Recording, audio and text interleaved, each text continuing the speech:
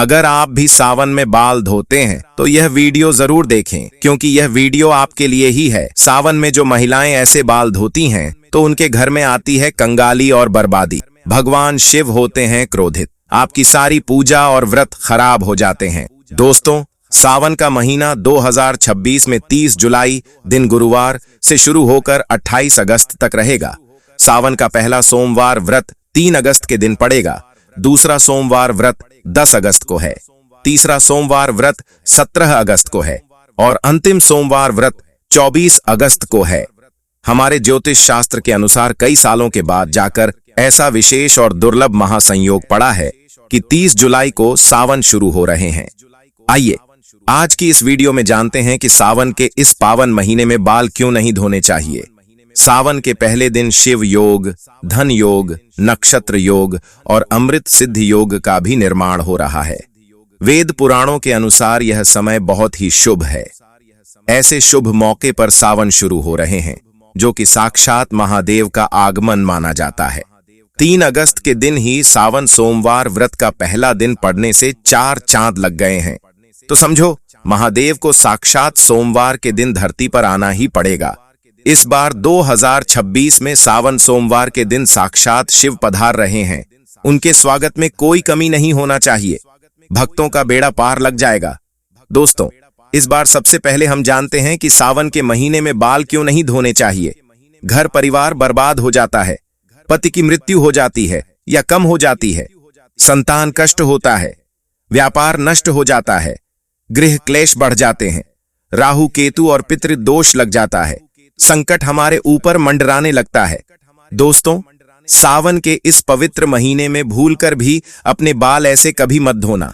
बने बनाए काम सब बिगड़ जाते हैं। अगर आप भगवान शिव से प्यार करते हैं तो कमेंट बॉक्स में सच्चे दिल से लिखें हर हर महादेव, और हमारे चैनल धर्म रहस्य को सब्सक्राइब करके इस बेल आइकन को जरूर दबाइए। महादेव के लिए एक लाइक तो बनता है, लाइक जरूर करें। दोस्तों, सावन का महीना बहुत ही शुभ और खूबसूरत महीना होता है। प्यार का महीना होता है सावन का। हर एक दिन उतना ही पवित्र माना जाता है जितना कि माता गंगा का जल। सावन में शिव जी की पूजा अर्चना करने से मनोकामना पूर्ण होती है। अच्छे वर की कामना करने वाले लोग सावन सोमवार व्रत अवश्य रखें। जो महिला सावन सोमवार का व्रत संपूर्ण करती है तो साक्षात महादेव उनके लिए वर स्वयं ढूंढते हैं, और वह वर कोई मामूली वर नहीं होता साक्षात, अपितु उसमें महादेव का गुण होता है। उस वर को महादेव का आशीर्वाद प्राप्त होता है, मां पार्वती का आशीर्वाद मिलता है, धन लक्ष्मी उसके जीवन में हमेशा बनी रहती है। आपको बता दें, सावन जब बरसते हैं तब अक्सर हम उसमें स्नान करते हैं तथा बालों को धोते हैं। पूरे सावन हम खुशी से बरसात का आनंद लेते हैं। लेकिन क्या आप जानते हैं, सावन के इस पवित्र महीने में किसी भी महिला को ऐसे बाल कभी नहीं धोने चाहिए। पति की मृत्यु हो जाती है, पति का काम धंधा और बिजनेस सब ठप हो जाता है, संतान को कष्ट मिलते हैं। आइए जानते हैं। दोस्तों, आज का विषय है सुहागन महिलाएं किस दिन बाल धोएं और किस दिन न धोएं। सुहागिन महिलाएं गृह लक्ष्मी होती हैं। गृह लक्ष्मी यानी कि घर की सुख समृद्धि आप पर निर्भर है। ऐसे में सुहागन महिलाओं को कब अपने बाल या फिर सिर धोना चाहिए और कब नहीं, यह तिथि और वार पर निर्भर है। दोस्तों, पहले बात करते हैं तिथि की। अमावस्या, एकादशी और पूर्णिमा के दिन बाल नहीं धोने चाहिए। यह बहुत ही घोर अनर्थ माना जाता है। ज्योतिष शास्त्र के अनुसार अगर देखा जाए तो अमावस्या, एकादशी और पूर्णिमा तिथि पर चंद्रमा या तो उच्च या फिर नीच स्थिति में होता है। ज्योतिष कहते हैं कि चंद्रमा मस्तक को प्रभावित करता है। दोस्तों, दूसरा, हमारे हिंदू पंचांग में तिथि के अनुसार ही व्रत और त्योहार मनाए जाते हैं। यह शुभ दिन है। इनके एक दिन पहले बाल धोने चाहिए, न कि उस दिन। धर्म शास्त्रों के अनुसार माना जाता है कि सावन के महीने में किसी भी समझदार कन्या, स्त्री या औरत को सावन में जो वर्षा आदि होती है उसमें खुले बालों से स्नान नहीं करना चाहिए। यह घोर पाप माना जाता है। इससे पितृदोष उत्पन्न होता है। शास्त्रों के अनुसार हमारे आर्षि मुनि पुस्तकें और वेद पुराण बताते हैं कि खुले बालों से जो पानी टपकता है उससे राहु की उत्पत्ति होती है और हमारे पितृगण नाराज होते हैं। तो आप जितना खुले बालों से वर्षा आदि में स्नान करेंगे, आपके बालों से पानी टपकेगा, जिसके कारण राहु की उत्पत्ति होगी और हमारे पितृगण नाराज हो जाते हैं। पितृदोष लग जाता है। उस महिला या स्त्री को भूत शक्ति लग जाती है। सावन के महीने में बहुत सी महिलाएं वर्षा आदि में स्नान करती हैं और वह यह भूल जाती हैं कि खुले बालों से स्नान करने पर पितृदोष लगता है, और जब पितृदोष लगता है तथा राहु नाराज होता है तब घर में किसी की मृत्यु अवश्य होती है तथा ग्रह क्लेश, ग्रह दोष, महासर्प दोष, शनि दोष और मंगल दोष भयंकर रूप ले लेते हैं। गुरु ग्रह भी साथ छोड़ देता है। इसी कारण वर्षा आदि में स्त्री, कन्या या महिला को खुले बालों से स्नान करने से मना किया गया है। आप अपने बाल बांधकर स्नान कर सकते हैं। बालों को अगर कसकर बांधकर स्नान किया जाए तो पितृगण नाराज नहीं होते, पितृदोष भी नहीं लगता और राहु दोष भी नहीं लगता। दोस्तों, अब चलिए जानते हैं वारों के बारे में।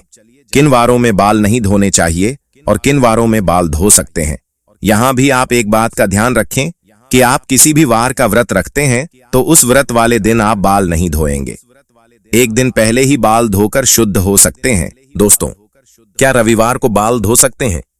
यदि आप रविवार का व्रत रखते हैं या सूर्य देव की आराधना करते हैं तो रविवार को बाल न धोए। यदि आप व्रत भी रखते हैं और किसी अनिवार्य कार्य की वजह से आपको रविवार को ही बाल धोना है तो आपके लिए यह उपाय है। दोस्तों, आप गुड़हल के फूल ले लीजिए, उन्हें थोड़ा सा मसलकर उससे जो रस निकलता है उसे अपने बालों में लगा लीजिए। उसके बाद बाल धो सकते हैं।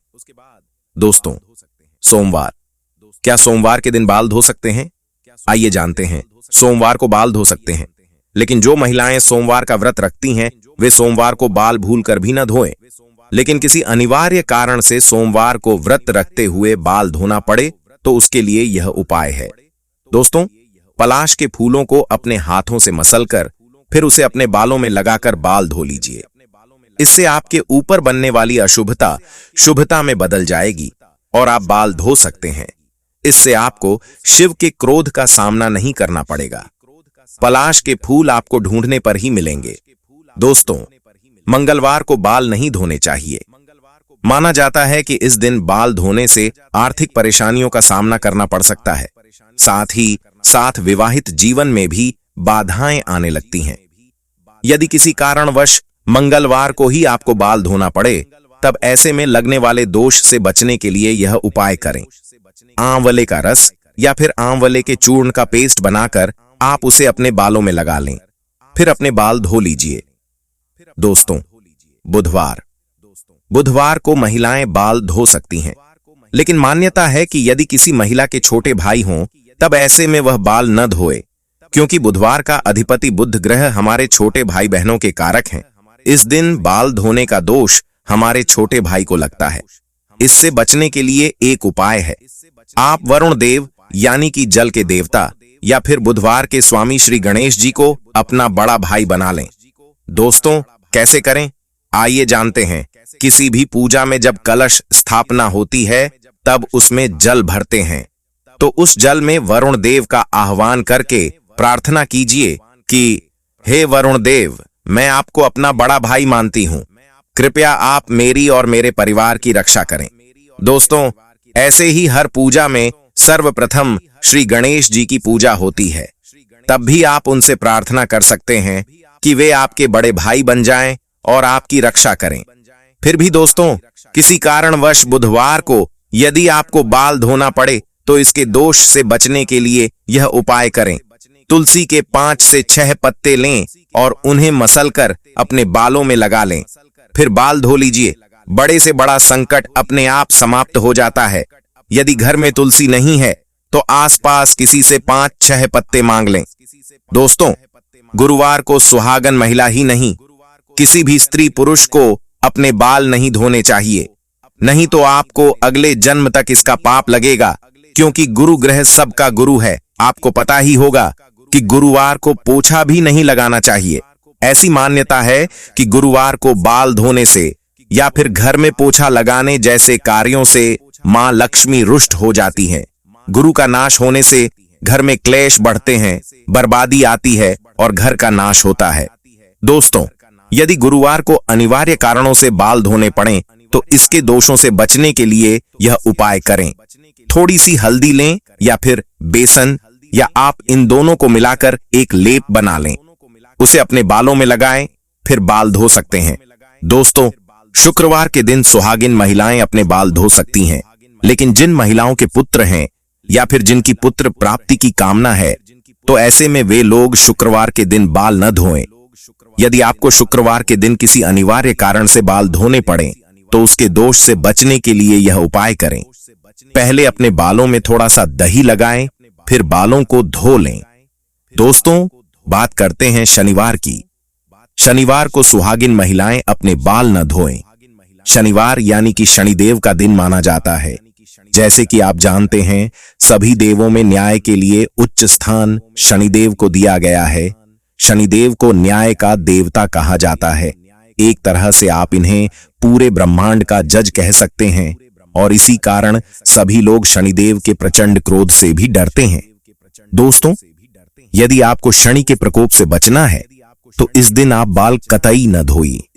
किसी अनिवार्य कारण से इस दिन बाल धोने पड़े, तो इस दोष से बचने के लिए अपने बालों में कच्चा दूध लगाएं, फिर बाल धो लें। बालों में थोड़े से कच्चे दूध का छींटा लगाकर बाल धोने से शनिदेव की बुरी दृष्टि नहीं पड़ती। और इतना तो आप कर ही सकते हैं कि थोड़े से दूध का छींटा अपने बालों में लगाकर शनिवार को जरूर स्नान करें। दोस्तों, हम आपसे कुछ जरूरी बातें शेयर करना चाहते हैं, और वह यह है कि सुहागन महिलाएं अपनी मांग में सिंदूर भरती हैं। शरीर के इस स्थान को यानी कि मांग को गंगा स्थल माना जाता है, तो जब यहां पर सिंदूर लगाया जाता है तो उसे गंगा सिंदूर कहते हैं। यही पवित्रता और सौभाग्य की निशानी है। इसी कारण जो सुहागिन महिला नहाकर मांग में सिंदूर भरती है, वह पूजा पाठ में शामिल हो सकती है, अगर वह बाल न भी धोए, क्योंकि उसे पवित्रता और सौभाग्यवती का वरदान मिला है। दोस्तों, लेकिन पुरुष को हर दिन बाल धोकर ही पूजा पाठ में शामिल होना चाहिए। एक और डाउट रहता है कि मासिक धर्म के दौरान आप बाल धोएं या नहीं। अलग अलग प्रांतों में इसकी अलग अलग प्रथाएं हैं। कई जगह तथा हमारे आसपास में तो आज भी मासिक धर्म के पहले, तीसरे और 5वें दिन कंपलसरी बाल धोते हैं। इसमें तिथि या वार बिल्कुल नहीं देखा जाता। दोस्तों, वहीं डिलीवरी के बाद तुरंत आप तो जानते ही हैं कि मां को बाल धोने ही क्या, नहाने भी नहीं देते। 11वें दिन बाल धोए जाते हैं। लेकिन इस विषय में वार और तिथि का आप जरूर ख्याल रखें। सबसे पहले श्रावण मास में सुहागिन महिलाओं को क्या करना चाहिए, आइए जानते हैं। दोस्तों, सावन मास में भोलेनाथ की पूजा अर्चना के साथ साथ माता पार्वती की पूजा आपको हर रोज करनी चाहिए। वह भी पूरे सावन मास करें। आप कोई व्रत करें या न करें, लेकिन हर रोज माता पार्वती को अगर सावन मास में आप सिंदूर और एक लाल फूल भी अर्पित कर देते हैं, तो आपके सुहाग की माता हमेशा रक्षा करती है। किसी भी प्रकार की अगर पति को स्वास्थ्य संबंधी समस्या है, तो आपको यह कार्य तो जरूर करना चाहिए। माता पार्वती कभी अपने भक्त को निराश नहीं करती। दोस्तों, माता को एक लाल फूल अर्पित करें। रोजाना गुड़हल का फूल हो तो बहुत ही अच्छा रहेगा, और लाल सिंदूर रोज माता को अर्पित करें। फिर अपनी मांग में भी जरूर भरें। यह कार्य आपको करना ही करना चाहिए, और यह उपाय सभी के लिए है। दोस्तों, अब जानते हैं दूसरा कार्य। सावन के महीने में आपको और हर सुहागिन महिला को यह जरूर करना चाहिए। दोस्तों, सावन मास में सुहागन महिलाओं को हरी चूड़ियां और हरे कपड़े जरूर पहनने चाहिए। ऐसा करने से माता पार्वती और भोलेनाथ आपसे बहुत प्रसन्न होते हैं और आपको सदा सौभाग्यवती रहने का आशीर्वाद देते हैं। उनके पति को दीर्घायु रहने का आशीर्वाद देते हैं। दोस्तों, इसीलिए आपको सावन के महीने में हरे रंग का उपयोग जरूर करना चाहिए। चूड़ियों में करें, कपड़ों में करें, पर हरे रंग का इस्तेमाल जरूर करें। ऐसे में आप भगवा रंग भी पहन सकते हैं। लाल, पीला, हरा, गुलाबी तथा लाल रंग बहुत ही शुभ और पवित्र माना जाता है। इससे माता पार्वती अति प्रसन्न होती हैं। लेकिन याद रहे, सावन के पवित्र महीने में काला वस्त्र तथा सफेद रंग का कपड़ा सुहागन महिलाओं को नहीं पहनना चाहिए। सुहागिन महिलाओं के लिए यह रंग अशुभ माना जाता है। दोस्तों, तीसरा कार्य, सावन के महीने में किसी भी सुहागिन महिला का गला खाली नहीं रहना चाहिए। खास तौर पर हर सुहागिन महिला को सावन मास में मंगलसूत्र जरूर धारण करना चाहिए। यदि आपके पास मंगलसूत्र उपलब्ध नहीं है तो आप अपने गले में मोतियों की चेन भी पहन सकते हैं, लेकिन सावन के महीने में महिला का गला बिल्कुल भी खाली नहीं होना चाहिए। और अगर मंगलसूत्र है तो आपको मंगलसूत्र ही पहन लेना चाहिए। दोस्तों, खास बात का ध्यान यह रखिए कि मंगलसूत्र कहीं से भी टूटा हुआ न हो, गला हुआ न हो। किसी भी प्रकार से अगर मंगलसूत्र में कोई दिक्कत है तो आप उसे फिर से अच्छे से तैयार करवा लें और इसके बाद उसे सावन के महीने में पूरे मास कम से कम आपको जरूर धारण करके रहना चाहिए। जब किसी के पति की मृत्यु हो जाती है तभी उसके गले से मंगलसूत्र तोड़ दिया जाता है, उसे मंगलसूत्र से वंचित कर दिया जाता है। यदि आपके पति हैं और आप सावन के महीने में गले में मंगलसूत्र धारण नहीं करते हैं तो माफ कीजिए मोहतरमा, दरअसल आप अपने पति की मृत्यु का शोक मना रहे हैं। ऐसा करने से निकट भविष्य में पति की मृत्यु भी जल्दी हो जाती है। इसीलिए मंगलसूत्र गले में भले ही आप न पहने पर पति के नाम का काला धागा जरूर डाल लें। दोस्तों, चौथा कार्य, सावन के महीने में सभी विवाहित महिलाओं को, सभी सुहागन महिलाओं को इस बात का ध्यान जरूर रखना चाहिए कि उनकी मांग हमेशा भरी रहे। दोस्तों, सावन के महीने में सुहागन महिलाओं को अपनी मांग कभी खाली नहीं रखनी चाहिए। जो भी सिंदूर आप लगाते हैं, कोशिश तो यह करनी चाहिए कि जो आपके सुहाग का सिंदूरी सिंदूर है, सावन मास में आप थोड़ा वह भी लगाएं। अगर आप वह पीला सिंदूर नहीं लगा सकते हैं तो आप कोई भी लाल सिंदूर अवश्य लगाएं। अगर आप ऑफिस जाते हैं तो ऐसे में जो भी सिंदूर आप लगाते हैं वह जरूर लगाएं। सावन मास में अपनी मांग कभी खाली न रखें। मिलते हैं अगली वीडियो में दोस्तों। वीडियो को लाइक जरूर करें। हर हर महादेव।